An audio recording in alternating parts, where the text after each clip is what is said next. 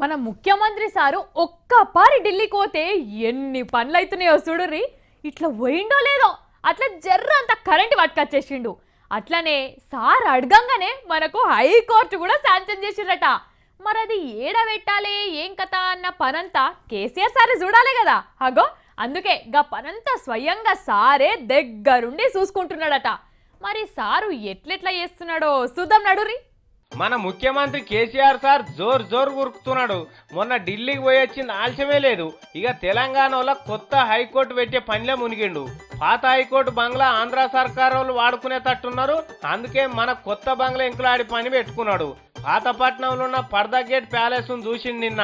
ఇంట్లో హైకోర్టు పెడితే బాగుంటుందా, కేసులు జల్దిన పరిష్కారం అయితేయా, సవలతులు ఎన్నున్నాయి ఏం కథ అని మొత్తం లెక్కలు చూసుకున్నాడు. ఏం తక్కువ 20 ఎకరాలు ఉన్నదట పర్దా ప్యాలెస్ బంగ్లా. ఇలా మన హైకోర్టు పెట్టుకుంటే ఒడిచిపోతుంది. ఊకే మందిని బతిలాడేందుకు కానీ చూస్తున్నాడట.